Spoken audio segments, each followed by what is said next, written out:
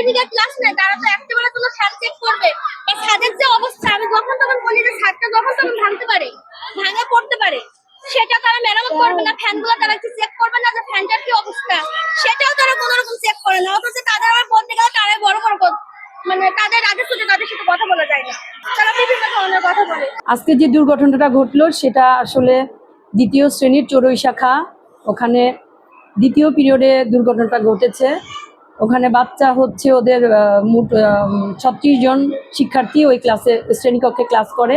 দ্বিতীয় পিরিয়ডে গণিত শাখায় টিচার ছিল সেলিনা আক্তার, যথারীতি উনি গণিত ক্লাস করাচ্ছিল। ঠিক এই সময়ে উনি একটু আগেই উঠে গিয়ে, এটা আল্লাহরই হুকুম হয়তো বা হবে, উনি উঠে গিয়ে একটু বেঞ্চটা সরিয়ে দিয়েছিল যে তোমরা একটু বেঞ্চটা সাইড করে বসো। সাইড করে সরিয়ে দেওয়াতে আল্লাহর রহমত যে আমার এখানে বড় ধরনের কোনো দুর্ঘটনা ঘটে নাই। আল্লাহর রহমতে আমরা পার পেয়ে গেছি অনেকটা আল্লাহর ইচ্ছাতেই। এখন ব্যথা পেয়েছে আমার 3-4 জন শিক্ষার্থী, একজন বেশি ব্যথা পেয়েছে, তার 5টা সেলাইও লেগেছে।